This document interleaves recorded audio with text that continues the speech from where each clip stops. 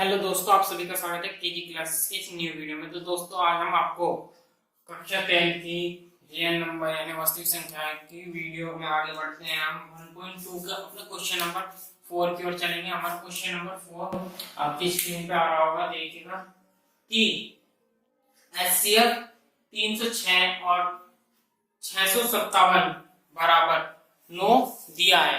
HCF 306 और 657 बराबर 9 दिया है।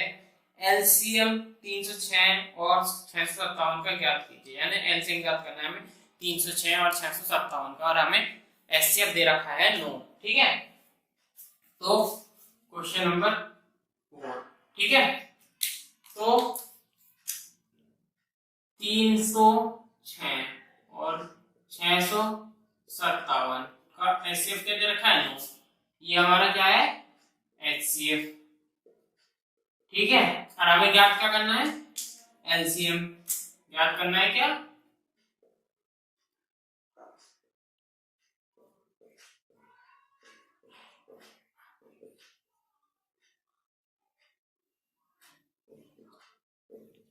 एलसीएम हमें ज्ञात करना है। ठीक है, तो एलसीएम ज्ञात करने के लिए हम क्या करेंगे, एलसीएम बराबर क्या होता है, तो एलसीएम ज्ञात करने के लिए होता है एलसीएम बराबर कुल संख्याओं का गुणनफल, ठीक है, बटे एचसीएफ। ठीक है, ये होता है। तो हमारा एचसीएफ पूरा दे रखा है, ये हमारा पूरा एक एचसीएफ है। ये जितना हमारा है ये पूरा एक एचसीएफ ही है। ठीक है, तो कर लेंगे कुल संख्या, यानी कि 306 मल्टीप्लाई 657, और एचसीएफ बराबर क्या दे रखा है 9। ठीक है, तो अब देखेंगे 9 से कौन सी संख्या कटेगी हमारी, तो 9 से 306 हमारा कट जाएगा, कितने पे जाएगा, 9 27। ठीक है, 3 बचा 9 36। अब यहाँ पे आया 34 मल्टीप्लाई 657। ठीक है, तो इसकी मल्टीप्लाई कर लेंगे तो हमारा आ जाएगा 22,338। यही हमारा आंसर हो जाएगा। ठीक है, 22,338 यही हमारा आंसर आ गया। ठीक है, चलिए हम अगले क्वेश्चन की ओर चलेंगे, क्वेश्चन नंबर 5। तो क्वेश्चन नंबर 5 में क्या दे रखा है, देखिए क्वेश्चन नंबर 5 में दे रखा है कि जांच कीजिए कि क्या किसी प्राकृतिक संख्या के लिए संख्या n अंक 0 पर समाप्त हो सकती है। जांच कीजिए किसी प्राकृतिक संख्या n के लिए संख्या 6n अंक 0 पर समाप्त हो सकती है। तो क्वेश्चन नंबर 5 है हमारा। तो हम जानते हैं, मैं पूरा लिखूंगा, आपको लिखने में दिक्कत नहीं होगी। हम जानते हैं कि कोई भी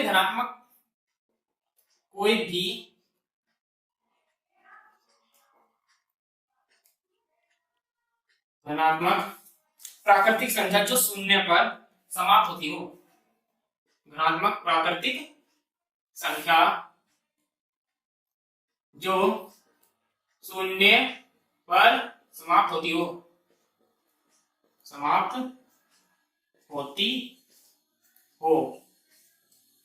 है, ठीक है, वह 5 से विभाज्य होती है।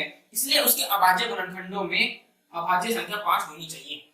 तो वह 5 से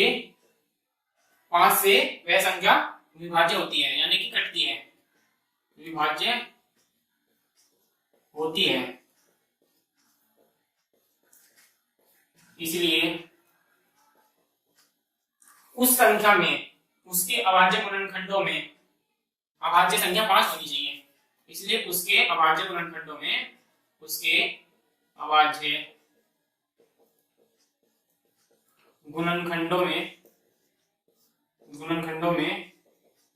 अभाज्य संख्या 5 होनी चाहिए। ये तो हमें पता है कि यदि हम जानते हैं कोई भी जो प्राकृतिक संख्या होती है उसमें स्वयं शून्य पर समाप्त होती है, वह 5 से विभाज्य होती है, इसलिए उसकी अभाज्य गुणनखंडों में अभाज्य संख्या में 5 होना चाहिए। ठीक है, अब हम देखते हैं हमारे क्वेश्चन में क्या दे रखा है। अब 6n दे रखा है, तो 6 का हम गुणनखंड करें तो क्या आएगा, 2 × 3 आएगा। इसका n ये कैसे लिख सकते हैं हम, 2n × 3n। ठीक है, तो यहाँ 6n के अभाज्य गुणनखंडों में केवल 2 और 3 है। यहाँ पर आप देखेंगे 6 के जो अभाज्य गुणनखंड है उसमें 2 और 3 है only। ठीक है, 6n के अभाज्य गुणनखंडों में केवल 2 व 3 है। ठीक है, केवल 2 और 3 है। तो अंकगणित की जो आधारभूत परिमेय है, अंकगणित की आधारभूत परिमेय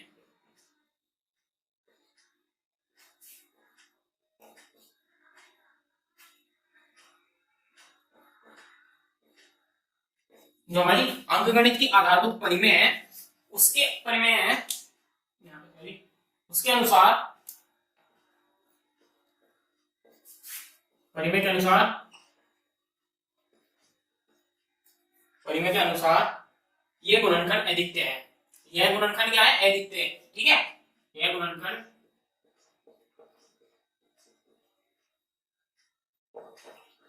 अद्वितीय है। ठीक है, तो जो हमारा 6n था, अतः 6n ठीक है के अभाज्य गुणनखंडों में संख्या 5 नहीं आ सकती। हमारे जो गुणनखंड है वो अद्वितीय है, तो हमारे 6n में 5 आ ही नहीं सकता। ठीक है, तो अभाज्य गुणनखंड 6n के अभाज्य गुणनखंडों में 5 नहीं आ सकता। ठीक है, जब हमें पता है कि हमारे जो अंकगणित का आधारभूत परिमेय है उसके अनुसार हमारे अंकगणित 6n में हमारी संख्या में अभाज्य संख्या 5 नहीं आ सकती। ठीक है, जो हमारे अभाज्य गुणनखंड है उसमें अभाज्य संख्या 5 नहीं आ सकती। अतः 6n किसी भी प्राकृतिक संख्या n के लिए किसी भी शून्य पर समाप्त नहीं हो सकता। तो इसका आंसर यहाँ लिख दे रहा हूं मैं। और फिर इसका जो हमें प्रूफ करना था वो हमारा ये है कि अतः 6n जो 6n है किसी भी प्राकृतिक संख्या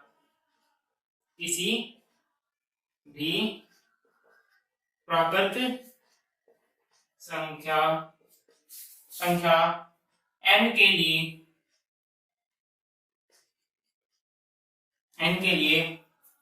किसी भी शून्य पर समाप्त नहीं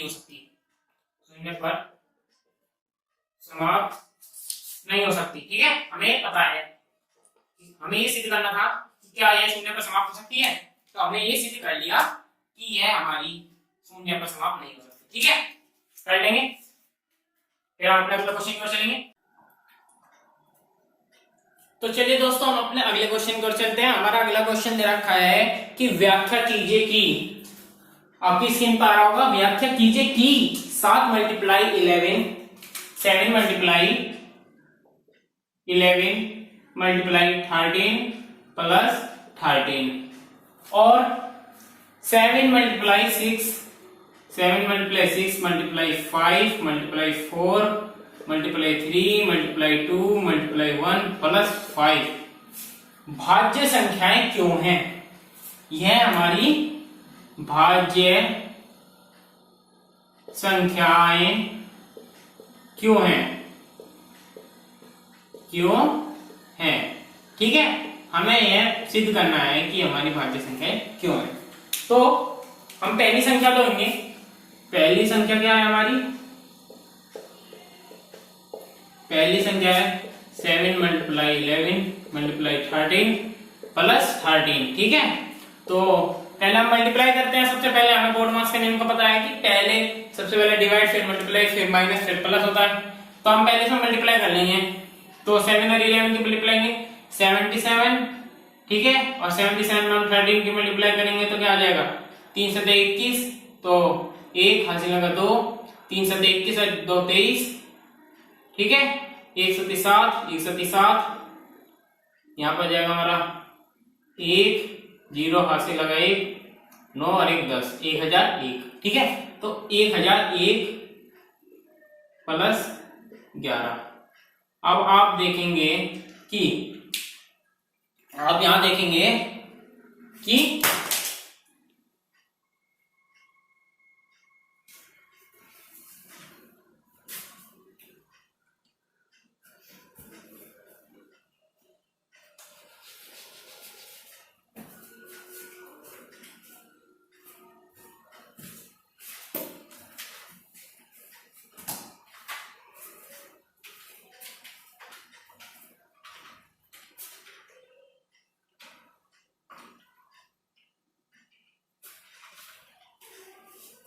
तो हमें ये बताना है कि भाज्य संख्याएं क्यों है। तो भाज्य संख्या बताएंगे तो हम पहली संख्या लेंगे। पहली संख्या दे रखी है हमारी, पहली संख्या दे रखी है हमारी 7 मल्टीप्लाई 11 मल्टीप्लाई 13 प्लस 13, ठीक है, ये संख्या दे रखी है हमारी।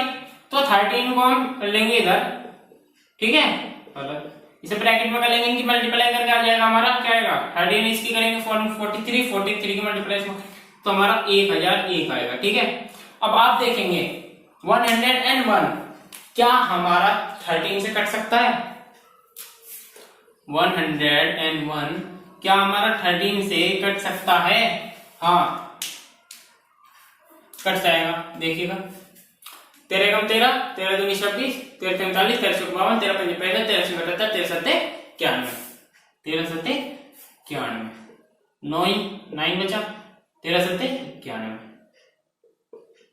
कट गया, क्या आया हमारा 77, ठीक है। एक आंसर तो आ गया हमारा ये। इसमें यही पूछ रखा था कि भाज्य है या क्यों है, क्योंकि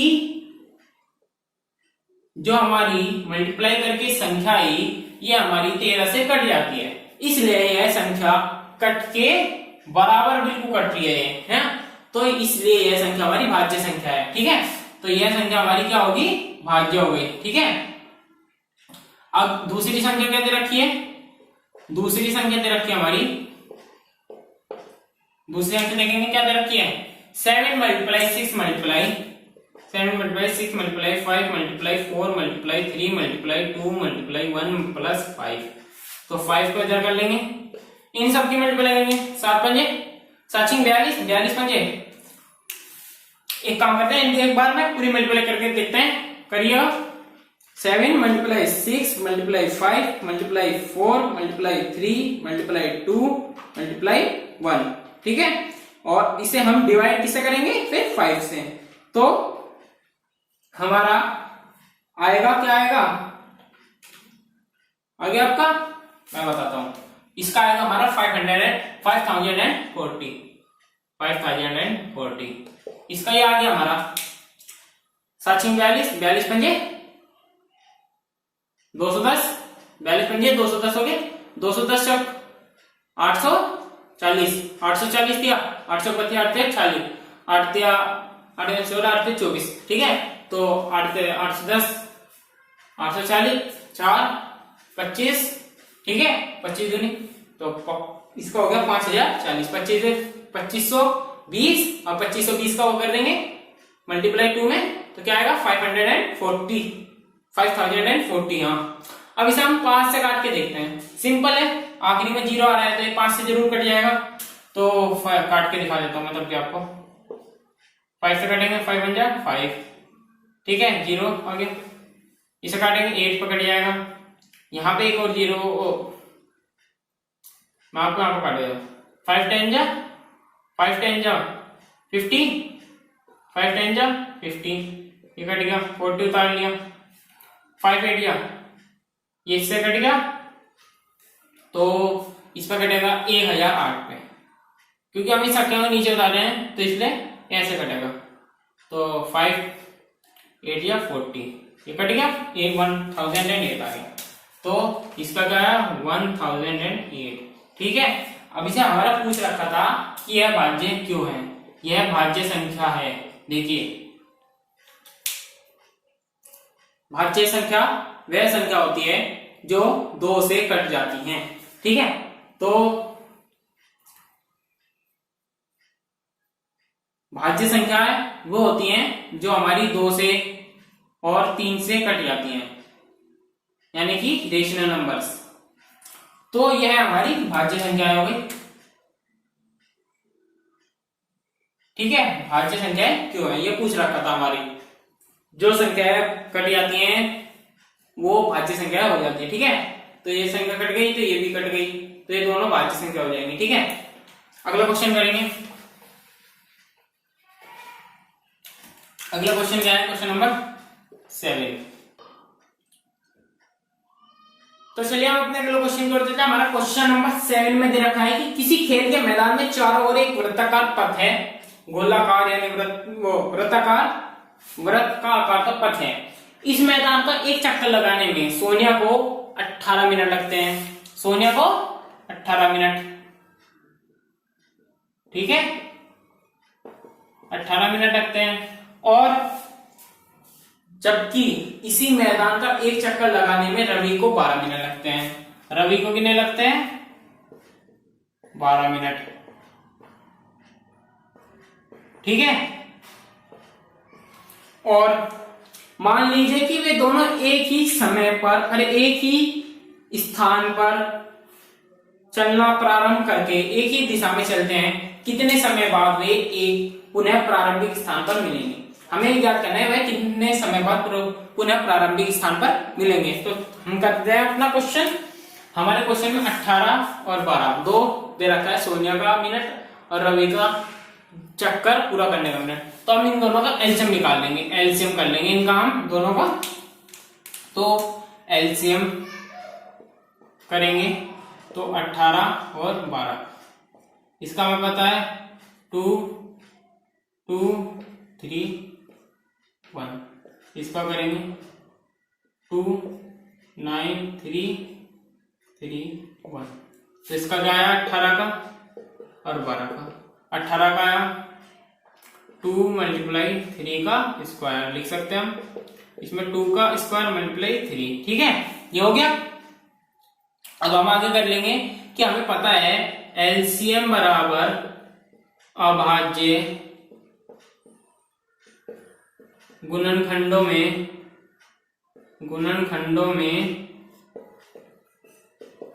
सबसे एलसीएम में तो हम सबसे बड़ी घात का वो करते हैं, सबसे बड़ी घात का गुणनफल।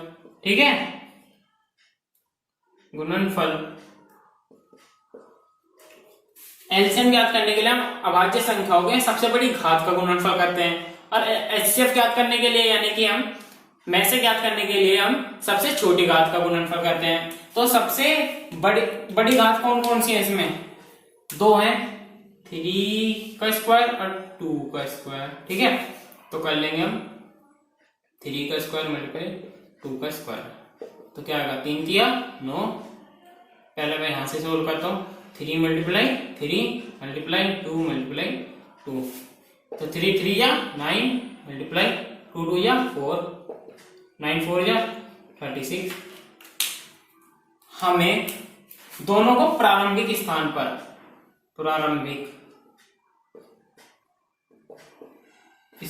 पर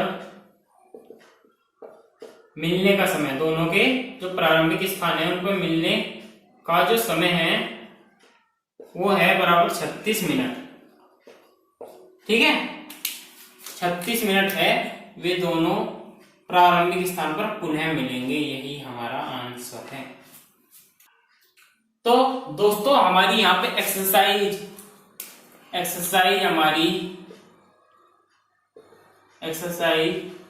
1.2 हमारी खत्म हो गई है। हम अपनी अगली वीडियो में 1.3 को डिस्कस करेंगे पूरा।